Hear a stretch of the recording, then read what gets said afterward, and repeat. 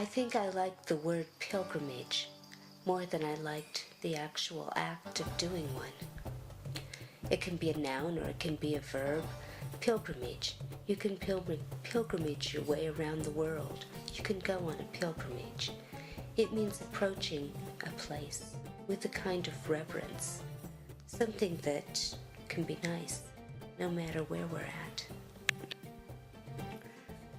So I decided to go on a pilgrimage to see the 4 spots that marked significant transitions in Siddhartha Gautama's life, beginning with Lumbini, Nepal, where he was born; Bodh Gaya, where after exploring the extremes of human existence, he sat under the Bodhi tree and became enlightened; Benares, the places where he taught, Vulture Peak, Deer Park, along the Ganges, along India's hot dusty plains, and finally Kushinagar, where he died at 80 years old. Only I didn't see them in that order. We went on the Buddhist Grey Line tour. They herded us along in trains and buses to Bodh Gaya, to Benares, to Kushinagar, finally to Lumbini. The Zen writer Lin Jensen said, "Why this longing to go to sacred sites while walking on the temple of earth?" And I thought that's a good question, a good thing to think about as I'm rushing around from one place to another. What does pilgrimage mean?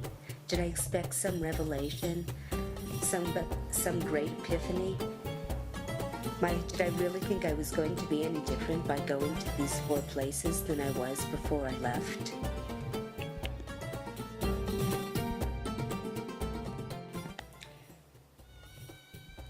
A few weeks later, when I found myself on a bus to Tashading, I didn't want to go. I wanted to be back in my cottage in Shillong, Meghalaya, with my books, a place to write, just to be quiet for a while.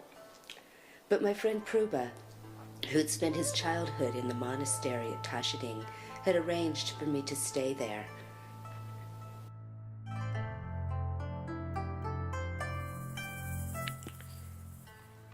And so I went.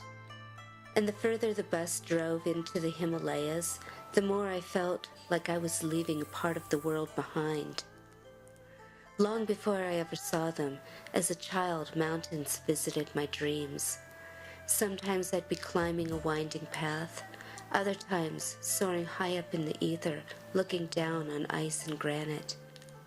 Maybe I saw a photograph somewhere, or maybe it was something more ancient and primal, a genetic memory of sorts, but I felt mountains calling me even then.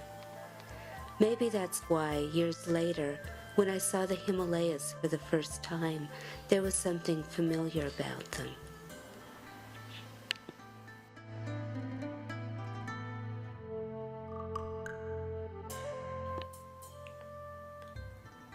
Tashading is old.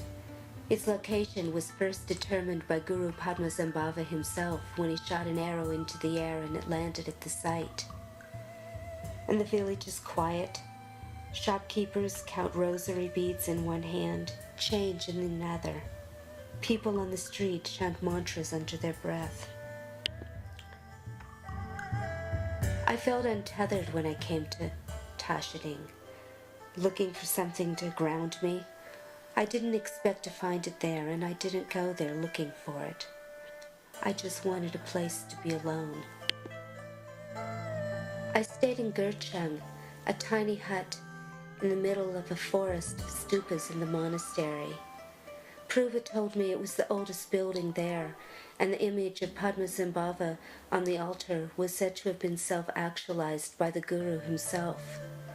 It was late December, and the monastery was quiet. A lot of monks had gone to Gangtok for the week. Pruba was busy with family affairs, and so I was left to my own. The first day I spent cleaning, sweeping old debris from under the bench, washing the windows, dusting the altar.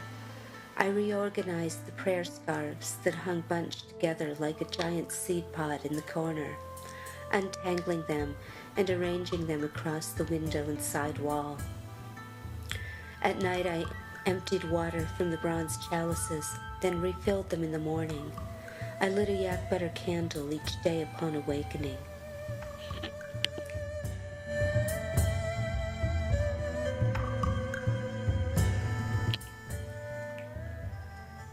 The last thing I saw at night and the first thing in the morning was the large stupa, Thangwa Rangdoi. It was said that just looking at this stupa would cleanse one of all bad karma. In the moonless nights I rolled out my mat. With no electricity, no fire, I burrowed under the blankets shortly after the sun went down. Through the crack in the door, I could see the sky sparkling with millions of stars. I made friends with the monastery dogs, who I was told had once been monks, but unable to reincarnate into human bodies, they chose to come back as monastery dogs. They scorned my offers of doggy biscuits, every one of them, but they gratefully accepted any other food I gave them. One morning I woke up to find 5 of them sleeping outside my door. The number seemed to grow by the night. In the day they accompanied me as I made my morning rounds. One brown mongrel with a black mug on him loved to grab my hand in his muzzle and tug on my arm. On Christmas Day I woke up alone in Gortang in my hut, far from home, far away from my sons. 2 small children and an old woman peered through the streaked window. By now I was used to this. We smiled, bowed to each other. Namaste. Outside, a one-eyed monk in a Santa cap sat on the ground, giggling manically, twirling his staff in the dust. Women in long blue skirts circumambulated the monastery, their prayer wheels whirring in the wind. Under their breath they mumbled, Om Mane Padme Om. Part of me wanted to search for meanings in all of it, but sometimes there are none. Things are never the way we think they are. We fall, we pick ourselves up again, we move on. And in exchange for living the best we know how, we're giving these moments of walking through a land of mountains and paths that go through them. In the end, it's all we have, these moments, one following the other. We learn to cherish them. They'll never return.